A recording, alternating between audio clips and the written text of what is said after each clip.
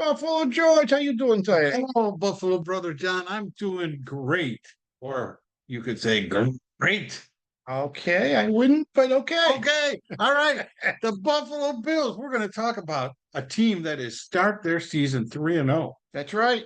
That's fantastic, isn't it? Yeah, and I'm not going to ask you if you're ready to change your call on their record with 9 wins this year, because I still think the book's out. The jury The jury's yeah, out. yeah, we don't know. We don't know how the season's going to go. I'm still concerned that we've got a third and a fourth string, a second and a third string linebacker, and maybe a third string slot corner. Okay. And that still concerns me. Okay. I thought Cam Lewis was the backup slot corner, so I don't. Yeah, it may be the backup corner, but when I watch him missing tackles out there, Oh, you think he's only as good as a third? yeah, string, I do. even though they don't have anybody in Yeah, front of. Okay, that's exactly right. I see.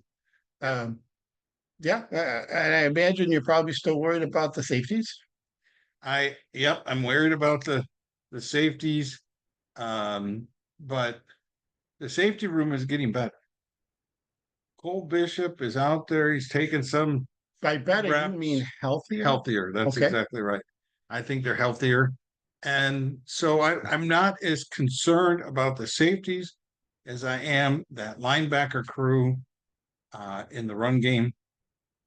We've seen the Bills give up some runs. Oh yeah, lots of. I know off camera I've been giving you the excuse that the Bills are throwing the ball. That the Bills are protecting against the pass. That's why they're giving up run plays. But come on, let's be honest. They're giving up run plays. Oh yeah. And that concerns me going into this week's game. But before we get to the Baltimore game, you want to talk about what we saw last week? Sure. On Monday night. I say last week, it wasn't that long ago, just a few nights ago.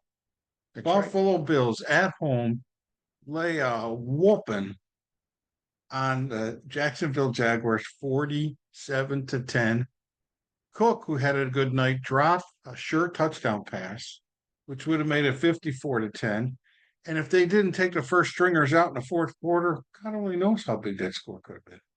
Yeah, offensively they had a great night. They had a great night. They had a good night. Yeah, and defensively, I think they're stretching, but they're not breaking. They gave up 10 points. That's all. They have the point differential, or the amount of points that the defense has given up ranks him in one of the top defenses in the league. But they are giving up a lot. Continue. Okay, we had a quick break there, but what I was saying is that the what the heck was I saying? They were talking about the Bills' defense. Oh, the defense. The Bills are giving up running plays, and that concerns me. So, well, I don't know. You go ahead, because I lost my full train of thought there. Okay. So they had a good night. What would you give the offense? I gotta give the offense since we're not doing minuses or pluses, I'm gonna give them an A. Okay, yeah, sure. I don't think it's a top A. That's why but it's an A, and the reason is, Cook was only averaging just over 3 yards a carry. Okay. When they did run, I didn't think that we were getting the push off the offensive line that I would like to see. And yet the offensive line in protection, another night, not giving up any sacks, not really giving up any pressures to Josh Allen. And Josh Allen was able to throw the ball to 10 different people who received. John Shakir, 6 catches, 72 yards. Kincaid, 3 for 41 yards. Coleman, 1 for 28 yards. It was a touchdown. Scandling, 1 for 7. Knox, 1 for 7. Hollis, 1 for 16. Samuels out of the backfield, although he was split off. They said he was kind of like a receiver, but he was as far back as a running back. 2 for 16 yards. And on the running game, I'm sorry, in the out of the backfield, he threw to Cook 4 times for 48 yards. And Ty Johnson, 3 for 28 yards. And Davis, one for 1 yard. And Samuels, 1 for 6 yards. So he was really throwing the ball around. Running backs, they were in on 31 plays out of the 68 that the Bills had on offense. That's 46% of the time the running backs took the ball, whether they were running or receiving. Okay. So they're really getting their running backs involved in this game. As a defense, that's got to be tough when you 46% of the time the running backs are getting the ball, whether it's catching or running. What is the defense? What are they gonna try and stop? The running game, the running backs, the wide receivers, how are they gonna set their defense? I think the Bills are really making it tough on a competitive defense, on the competition's defense, to really make a game plan and say, we're gonna shut down, so we're gonna stop this, and then they're gonna have to beat us this way. I think the Bills,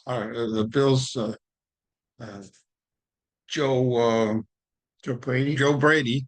Thank you. Everybody knows I got memory issues here. Joe Brady is really coming up with some fantastic game plans and keeping the defenses guessing. He has definitely been creative with some of his plans and some of his plays, and that's been great. We haven't seen them go up against any team that we would consider to be a good defense. Yeah. I overrated Jacksonville. But they have not played well this year, and they did not play well at the end of last year. So right. that was just me. So we'll see how it goes.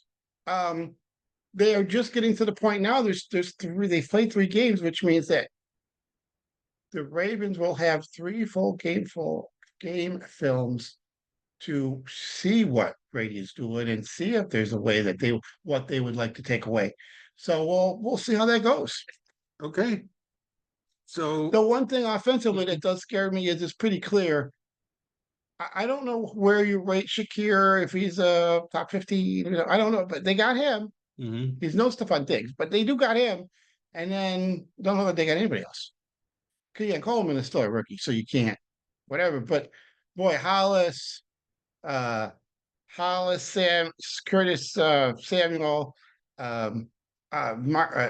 Valdez-Scantling, and then both tight ends, like they don't have another receiver. That's a shame. Hopefully, the Ravens don't make them pay for that.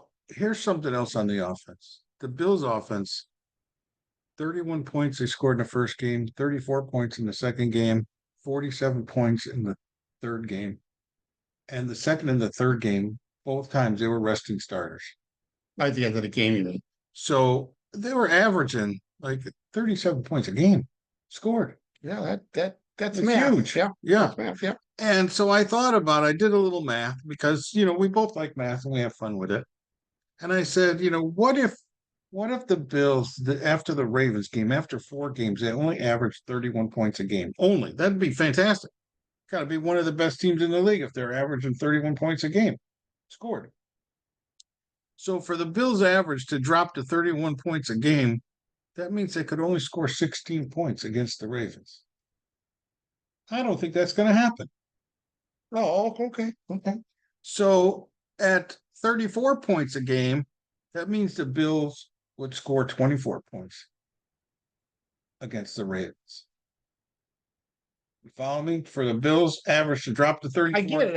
I don't know. I find this is significant anyway. Yeah, it's not. It's just not fun math. Anyway. Okay. And for 35 points a game, that means they would have to score 28. And I'll be honest with you, that's kind of where I see the Bills offense against the Ravens, between that 24, 28 point per game. That's where I see them.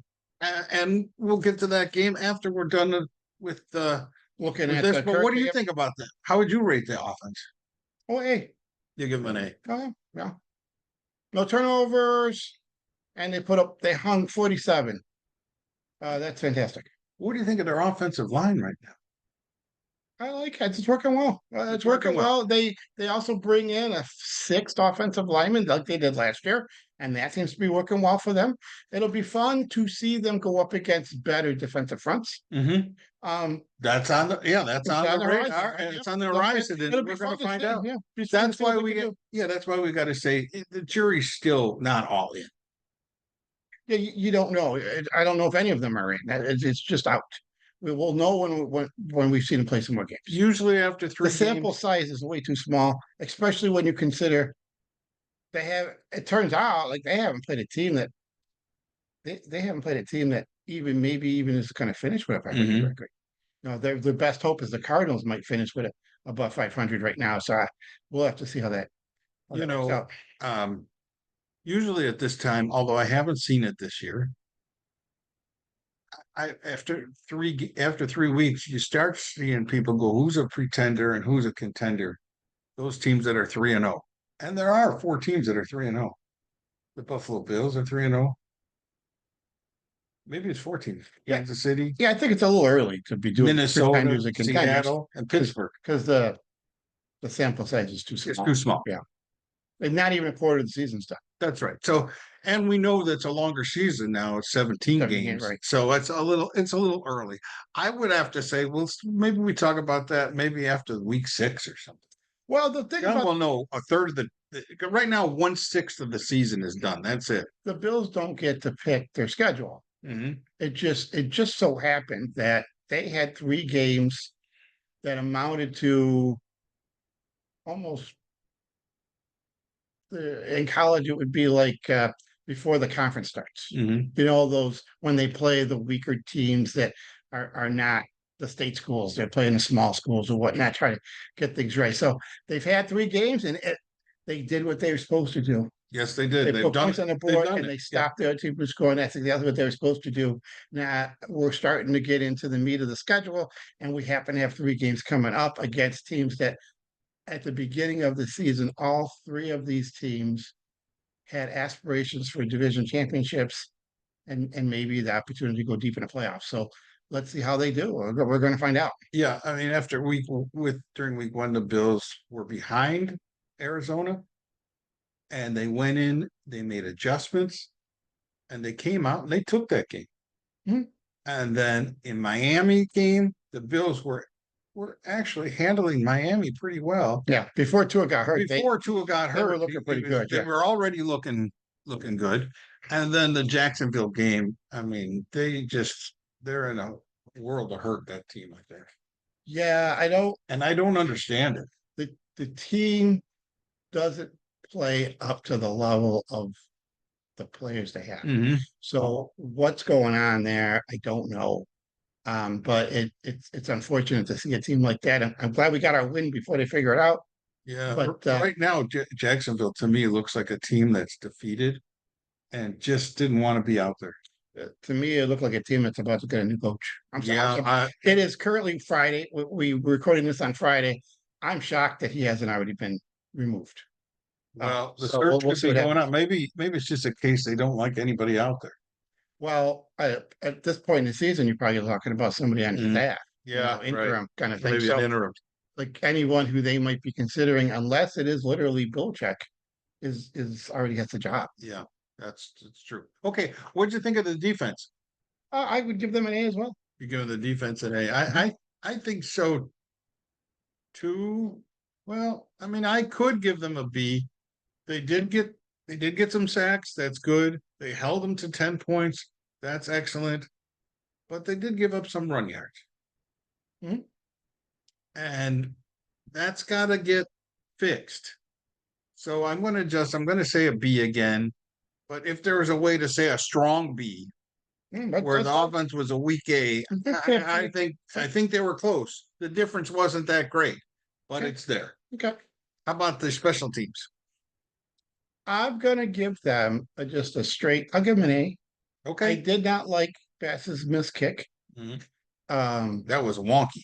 I I understand that player got his hand on it, defensive player got their hand on it, but I thought the reason he got his hand on it is because the kick was low. Mhm. So that goes back to that was on the kick. But he did make 2 other kicks, and then he made 5 PATs. Yeah. So And that's like there were no oh wait, issues on. it was a PAT he missed. Yeah. right? And then There was- and then he some made it, field goals, and then he made some field goals. So I give him an A. It was and there was good coverage. he didn't at no time did when they were receiving the ball, did they look like they didn't know the rules? I mean, Mhm. things that I've been taken away points away in the past. They look like a competent team, and that fella Codrington, Codrington yeah, I like has him. a little juice, so He's got some he's juice. got some excitement there. And so I'm going to give him an A too. Again, if I could say a lower A, it's an A. I didn't like a missed extra point; those should be automatic to me, but they're not anymore. So I'm not going to hold them to too much of a dinger on that.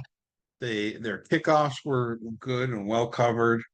Their returns, Codrington made smart decisions, Hmm. and we didn't make any screw ups, and Yeah, yeah. everybody was on the field at the right Generally, time, and I, everybody knew what they were for doing. me, generally, if you don't screw anything up, it's just a C or a B, Mhm. and I'm giving them the A because uh, that they did miss a PAT, but then he makes four more, Mhm. and then he makes a couple of field Yeah, goals. right. So Exactly. I'm gonna go ahead and say the field goals are worth a little more important. So no super long ones. No, So, but I thought that they performed well enough overall for an A. we I had, might be a little generous in there. my But opinion, we had two muffs on the game overall. Cook drops a touchdown pass, but he is outstretched a little bit, and he's not a receiver, but he's supposed to be a good running back receiver. He should have had that. And the missed extra point, I still give the team overall an A. yeah, like I, I hear you, and with the cook, for me, that's entirely on him. Like Mhm. instead of going like this, he's got to go like this. That's the difference. Or Yeah. this has got to go. He's got to catch it. Now I do question, not just they're trying to score a touchdown with a receiver who is a running back trying to run a wide receiver route Mhm. and catching the ball over his shoulder like this. Half of the time, like I shouldn't say like that, but a lot of the time that running backs are in practice, they're working out with running backs or they're working out with the offensive line. They're not just receivers who are, you know, the guys on the receivers on the practice squad have caught more passes over their shoulder in training camp and practice, probably double what the running backs have. Mhm. So we're asking a running back to make a catch that, although I'm sure he has practice, he hasn't practiced nearly as much, and doesn't have and doesn't go through the hand drills as often as the receivers do. So why are we doing that with him? Why weren't we using wide receiver? And is it possibly because we don't have a wide receiver All right, to do that with? remind me, wasn't it Cook last year? Was it against the Kansas City in the playoffs? Didn't he drop a sure touchdown pass? Last year he dropped a couple. Yes, yes, that's true. And he dropped a couple throughout the year. And so it was surprising for me to see him not catch the ball like a running back and make his way to the end zone, but to try and go for a touchdown pass in a wide receiver route. I totally agree That's with what you. it was. Yep. And it's like, okay, well, they gave him another chance, and guess what? He didn't get it done. So maybe Brady, you got to rethink it. Maybe, or that's what he's got to work with. And so he's Yeah, trying. I he's don't trying. know. I You mean, know, the route did work. They had him open, dropped. Uh, he may Josh really put that ball in a decent spot. he It may was not catchable. have felt comfortable trying to ask Hollis, AVS, or Keon Coleman to do that route. I think it's So a that Shakir could route be to an me. issue. You know, Yeah, that looked like a Shakir route to me. Or maybe Samuels. well, and I don't know what if Shakir was on the field or not. Right. I don't know if he was doing a route that gained space or gained opening for Cook, or if he was just covering. All right. So I don't know. Um, if you only got one guy that could do it, sometimes you got to have somebody else that could do it. Like that binds your hands, and that could be a personnel issue. All right, John. So this week, Buffalo Bills are going to be on another primetime game, Sunday Night Football in Baltimore. They go on the road for three straight games. This is the first road game, first on the road game of this 3-game set, where they go to the Baltimore Ravens. The Ravens are 1-2. Kansas City just missed by a toe. The guy's toe was on the white line in the back of the end zone against Kansas City, or they win that game. They had a close, hard fought game against the world champions, but they lost. And then they didn't look so good against the Raiders. Right. They had some issues there. And then I was watching today while you were out. I was watching the Baltimore Dallas game. Oh, like the replay. Yeah, the replay. And Baltimore ran the ball. I mean, Henry had a heck of a day. And they also could not stop Lamar Jackson. But yet, in the fourth, I watched, it was like 10 and a half minutes to go. The Cowboys are still down 28-6. And all of a sudden, the Cowboys figured out what Baltimore's defense was, where they were vulnerable. And it was 15 to 25 yard pass directly over the middle, a lot to the tight end. And Prescott was connecting one after another. And it was also, they scored on him, and then they got a onside kick. I saw an onside kick. It looked like the old time onside kicks, and Dallas recovered that. Baltimore couldn't get it. Dallas went in and scored again, doing the same thing.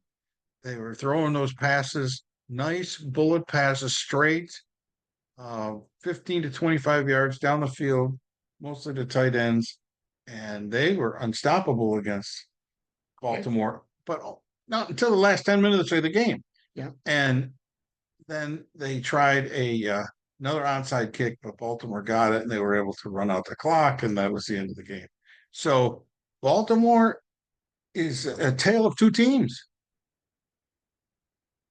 They're a team that can be competitive against the world champions, but a team that almost fell apart against the Dallas Cowboys. Well, from what you described,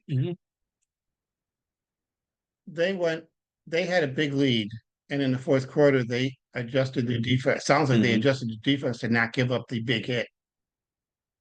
So that left them vulnerable in those kind of mid ranges. And you said the tight end. I thought maybe it was CeeDee Lamb was having, but it was the tight end. CeeDee Lamb fumbled on the Baltimore 10-yard line.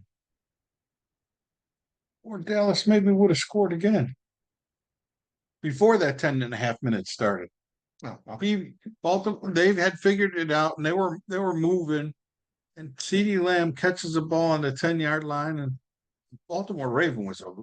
I mean, I thought it was pass interference. He had his arms around him, and he poked the ball, and it came right down, and CeeDee Lamb lost that ball.